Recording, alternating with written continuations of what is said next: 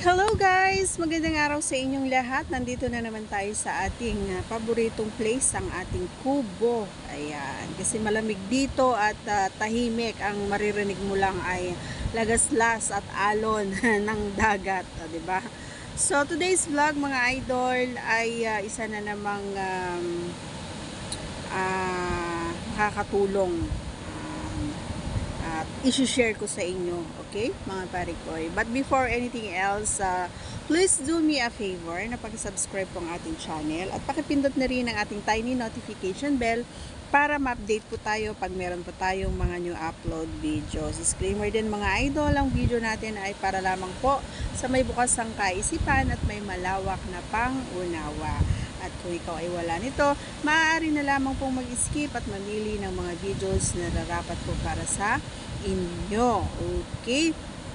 Isang malakasang shoutout muna kay Byron Pontebella. Ayan. Thank you for always supporting our channels. Thank you so much. At sa mga magsasubscribe pa, maraming salamat po in advance. Okay. So, sa mga parikoy natin, may nagtanong kasi nito sa akin, no? So ating sasagutin ng diretsahan. Okay? Sabi niya sa akin, idol, ano nga ba yung pinaka the best na ginawa habang habang yung kapareha mo ay kumakain doon kay P. Ano yung pinaka the best? Paano niya ito ginawa na talaga naman na yung hindi mo na alam yung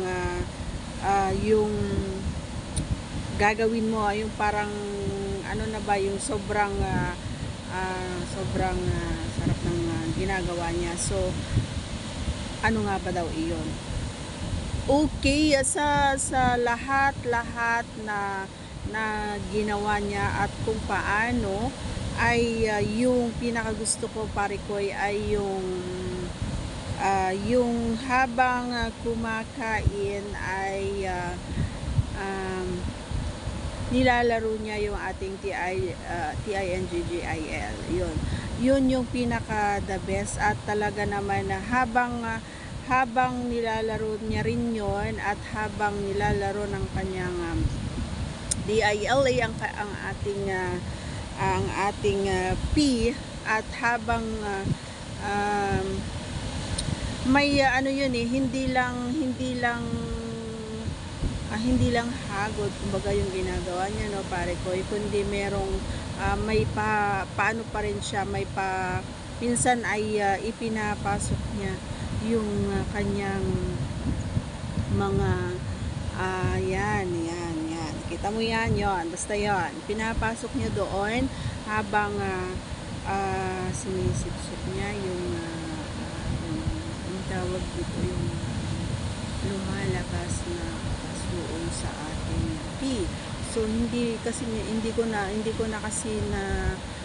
ko maiwasan, no pare ko, na at hindi ko na mapigilan yung ganun yung paglabas niya kasi nga gawa nga ng kapag once na nagagalaw kasi yung aking TINGGIL ay talagang hindi ko mapigilan yung nararamdaman ko, no pare ko. So yun yung pinaka gusto ko sa lahat na kain na ginawa ng aking kapareha. Yung habang kumakain siya ay sinisip-sip niya and then ginagamitan din niya ng dila na inilalabas-pasok sa ating P doon sa butas. At saka, syempre, nilalaro din niya yung ating TINGGIL at ipinapasok din niya ang kanyang mga doon sa BU TAS. So, yun yung pinaka-the best. Talagang minsan na, or hindi lang minsan, no, idol, sa nagtanong nito, hindi lang minsan kasi talagang yun yung alam siguro na at napapansin siguro na ating kapareha na talaga naman na gusto ko talaga yun. So, doon nagtatagal siya doon, umaabot siya minsan ng isang oras, kulang-kulang isang oras ganun, or 30 minutes talagang inoorasan ko talaga, no, mga idol, no. Kasi once kasi na ginagawa niya yun sa akin, syempre ibinabalik ko rin sa kanya ng mas higit pa. Oo, yung pagkain niya ay tinutumbasan ko din, no, idol, ng mas higit pa doon sa ginawa niya sa akin para hindi siya magsawa. Ganon din sana kayo, mga pare ko, no? At sana ganun din yung anyong mga kapareha. Kasi, di ba lagi kong sinasabi na give and take kayo dapat. Hindi lang yung ikaw yung masaya, hindi lang ikaw yung dapat, di ba, happy. So, kailangan na parehas kayong masaya. At the end of time, kayo pa rin yung magkakampi. Di ba? So, ganun yung sister dyan mga pare ko, kailangan talaga ng komunikasyon. So, kailangan sabihin mo sa kapareha mo, pare ko, kung gusto mo siyang gusto mo siyang lapangin is, so, syempre, ikaw na yung mag-insist sa kanya na, di ba, kailangan na linisin niya ng mahusay or ng maigi. Oo, linisin niya ng maigi si P para mas okay, kumbaga, yung araro mo doon, diba? So, hindi naman maganda kapag aararuhin mo talaga na hindi naman siya may amoy na hindi ka nais-nais, diba, pare ko? So, mas okay yung ready rin siya at ready ka rin. So, mas maigi sabay kayo, diba? So, ito lang yung masasabi ko, no, yun yung pinaka gusto ko na habang lumalapang siya doon kay P ay yun, ginagamitan niya ng kanyang DILA at syempre ng kanyang mga KAMAY. Ayun, kung ano mo yung sinasabi ko. Hindi lang basta sugod ng sugod o di kaya pasok ng mga pare ko. So, kailangan pa rin talaga ng kain ng tea. At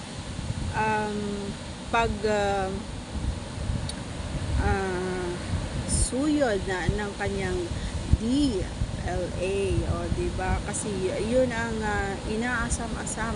Halos lahat ng mga kababaihan, yun ang hinihintay nila.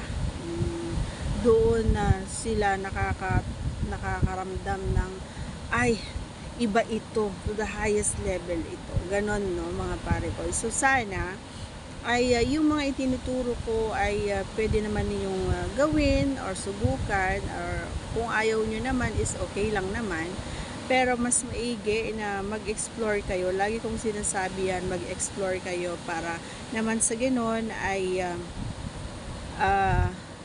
may ibang ganap, kumbaga hindi yung laging ganon na lang, sige na lang ganon, parehas ng parehas na ganon yung posisyon na ginagawa mo.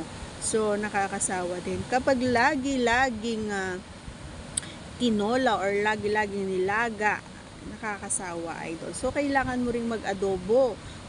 Kailangan mong tawag dito, iskabeche, ganon. Para maiba naman yung lasa ng niluto mo. Ganon lang yon. So, ganon din sa mga kababaihan. Kailangan